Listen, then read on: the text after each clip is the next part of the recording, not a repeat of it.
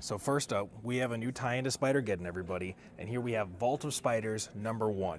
So this mimics the SpiderVerse 2-issue miniseries from 4 years ago with the original SpiderVerse, where it's going to be 2 issues cataloging just random spider people, just whoever they think is interesting enough to get their own little short stories, and boy, is this one interesting. We have the Cowboy Spider-Man dubbed the Web Slinger. We have the Emissary of Hell, Spider-Man, the pilot of the Leopardon. We have Spider Bite, a VR Spider-Man, and we have the Savage Spider-Man. What's a Savage? What other characters in the Marvel Universe have Savage in front of their name? And it's not Conan. Now we can say that again, because Marvel has him back. But we got chock full of some nice stories in here. Jed McKay, Cullen Bunn, Sheldon Vella, Mr. Sheldon, Alberto Albuquerque, Javier Pulido. There's a lot of Scott Koblish, a lot of good artists, a lot of good creative teams, a lot of good stories. You better check out Vault of Spiders #1. It's a good one, everybody. All right, so #2, we have here another new issue of Tony Stark Iron Man. Wow, it's only taken like a month and a half for this to come out, but hey, it is a pretty quality. So don't be alarmed. It's not the usual artist Valerio Schiti, but with this one we have a couple fill-in guys that I don't know their previous credits, but hey, they do a pretty good job, and it makes sense because this issue, that's not Tony, that's his half brother Arno, everybody, because he has a half brother. Remember that they did all that in those older runs that not a lot of people were on board of. But hey, now look, Dan Slott's Tony Stark.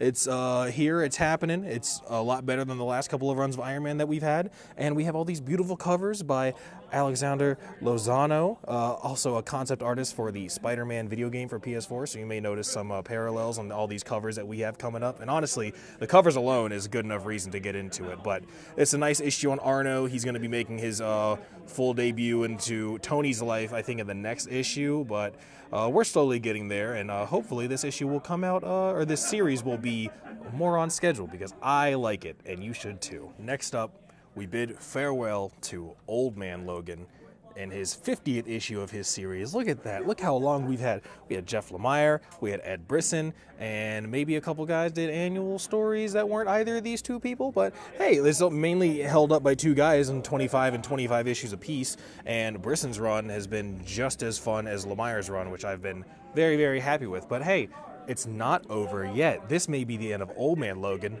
but tune in next month for Dead Man Logan #1. That's a 12-issue series. We already have an end cap for it of old Logan going down his list once again, making his final goodbyes, and killing off all the people that he couldn't kill off in the beginning of the run when Jeff Lemire was writing it. But hey, here's the big $4.99 farewell, Maestro versus Old Man Logan, the final bout. And you get this beautiful cover by Andrea Sorrentino. Beautiful. Go get this before you read Dead Man Logan, because you'll be missing stuff because Ed Brisson's still writing it. So get this finale. It's nice. I liked it. Now, first up on the DC side, we have here Batman Secret Files. What is that? Secret? What is that?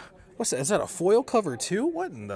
What are they doing here? Now, this here is a little anthology series of actual detective work that Batman has been doing, or him helping out the citizens of Gotham, working with Commissioner Gordon, treating victims of other supervillains in Gotham. But we get a nice little Tom King, Michael Janin story in the very beginning, and then different creative teams on little short stories throughout the book. We've got people like Jordi Belair, Jill Thompson, Brad Walker, Tom Taylor has a really, really good Detective Chimp story in here titled The World's Greatest Detective, also Batman, which is a very, very nice little DC story. You know, you gotta get your chimp somewhere, since Tynion is taking him on Justice League Dark, and he's just kind of there. But hey, you get your DC story here. It's a nice Batman, good one shot, good foil, good cover. Go get it. Last but not least, what is that?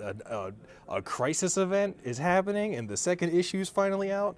Boy, I can't wait till we get to that 8th issue. You know, issue 8s and crises. But hey, in the meantime, speaking of Flash deaths, we have Barry finds out Wally's dead this issue. What do you think he's going to do? He's probably going to freak out and hurt somebody. And boy, you should read this and find out what he does, because somebody gets real hurt.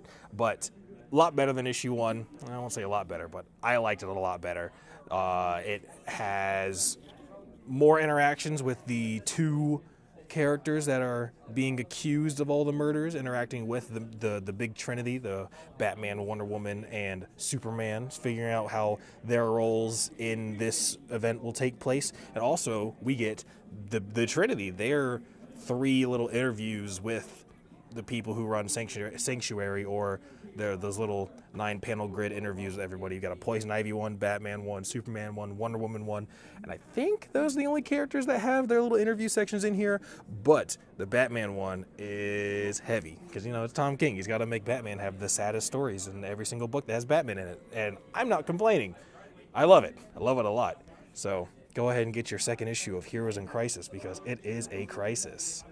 Alrighty, y'all, so that does it for my 5 favorite books that came out on Halloween. That's right, October 31st, everybody. It's a Wednesday this year. And boy, come get some comic books. It's a Halloween. Get some stuff. And while you're at it, go ahead and follow Brotastic Nerdom on all of these social media places here or down there. And go ahead and follow Likey Comic Kings on Facebook and Instagram, Comic Kings VB. You should go do that right now. And I'm going to keep pointing until I see you guys next.